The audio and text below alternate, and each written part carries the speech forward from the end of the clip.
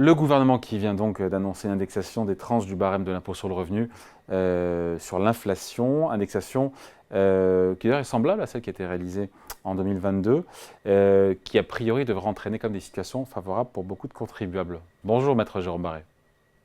Bonjour David. Avocat associé au sein du cabinet Yards. Expliquez-nous cette annonce de rentrée, c'est une bonne nouvelle pour les contribuables. C'est une très bonne nouvelle, oui.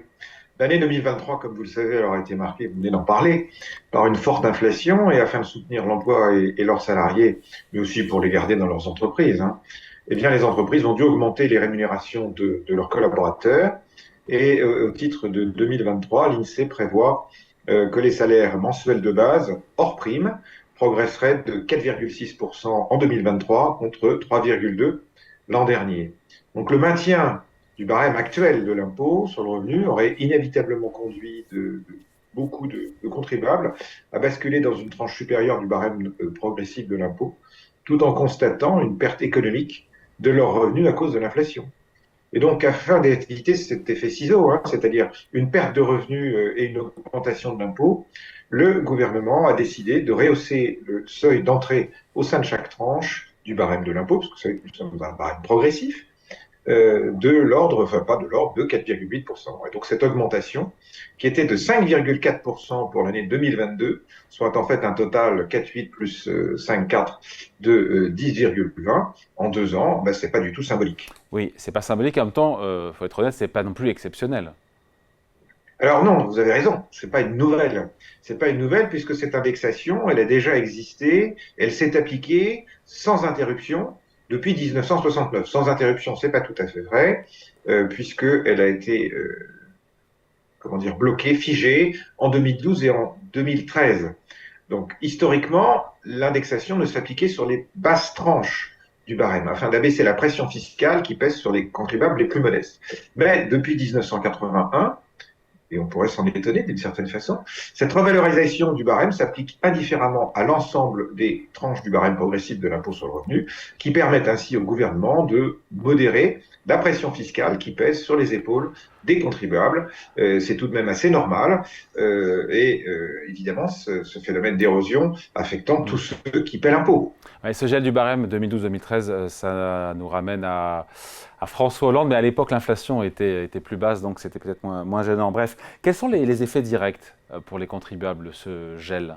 Alors, les effets directs, c'est que l'absence d'indexation de l'impôt sur le revenu ne conduit pas à augmenter directement les impôts, mais elle contribue toutefois à accroître la pression fiscale puisque les mêmes seuils d'imposition vont être appliqués à ces revenus, à des revenus dont la valeur en euros constant a rebaissé. Donc, ne pas prendre en compte, ne pas prendre du tout en compte l'inflation aurait permis au gouvernement, certes, d'augmenter ses recettes fiscales, puisqu'à ce moment-là, les foyers jusqu'alors non imposables auraient dû s'acquitter d'un impôt, et donc seraient rentrés, seraient basculés dans l'impôt, et pour d'autres, basculés dans une tranche supérieure, et au global, tous les contribuables y auraient perdu, sauf l'État. En rehaussant de 4,8 le seuil d'entrée dans l'impôt, le gouvernement va éviter, en gros, selon les chiffres de M. Le Maire, de voir 320 000 salariés basculer dans l'impôt sur le revenu, à condition, évidemment, qu'ils aient été augmentés. Parce que sinon, on ne sera pas dans le même cas de figure. Donc l'indexation va éviter ainsi à de nombreux contribuables de devenir soudainement imposables et de voir leur impôt alourdi du fait de la progression de leur salaire, en partie due à l'inflation pour rattraper le retard économique. Voilà, c'est bien expliqué ça. Concrètement, ça va se matérialiser comment? Alors, si on prend l'exemple d'un contribuable célibataire, si en 2003 il n'avait pas été augmenté et avait gagné autant qu'en 2022, et si les seuils d'imposition sont relevés, il va payer moins d'impôts qu'en 2022. Bon, et si on n'est pas dans ce cas? Alors, d'autres cas, si en 2023, ce que j'appelle les taxes payeurs, en français, taxes TAXES, ou les payeurs de taxes, ont été augmentés de 4%, soit en dessous de l'inflation, alors l'indexation du barème aura pour effet de figer la progressivité du barème de son impôt. Autrement dit, ce contribuable paiera légèrement plus d'impôts du fait de son gain de salaire, mais à la marge. Il y aura donc forcément, dans ces cas-là, à la marge des mécontents et des défis. Si en 2023, il a été augmenté de 10%, quelle joie, soit au-delà de l'inflation, alors il paiera plus d'impôts qu'en 2022, puisque son gain de salaire aura été supérieur à l'inflation. Évidemment, ça affecte donc directement les primes de fin d'année, Donc puisque globalement, ça fait beaucoup de gagnants, non? eh bien, globalement, j'ai envie de dire que tout le monde est gagnant. Alors certains plus que d'autres. Il y a toujours, je vous dis, des effets à la marge. Tout dépend où l'on se trouve entre deux tranches. Ceux qui n'auront pas eu la chance d'être augmentés paieront donc moins d'impôts, mais leur revenu économiquement aura été écorné. Pour ceux qui ont bénéficié d'augmentation, leurs impôts seront plus élevés, que ce soit de manière marginale ou de manière plus significative, selon que l'augmentation, on l'a vu tout à l'heure, aura dépassé ou non l'inflation.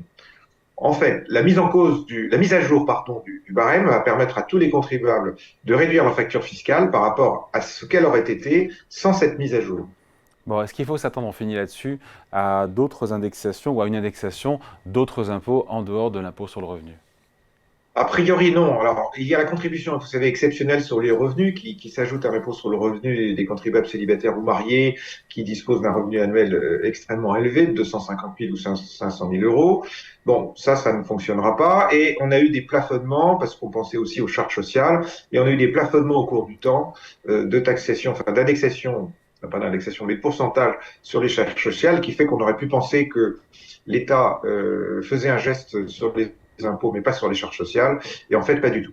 Et puis les autres impôts, et ça c'est quand même un sujet, mais qui a quand même à voir à l'inflation, c'est quand même les droits de succession, qui restent toujours à des taux très élevés, les droits de donation, et qui n'ont pas été revalorisés depuis plus de 10 ans. Les Là, il y tranches, en a, tout il y a un cas. sujet, il y a un sujet là-dessus, hein.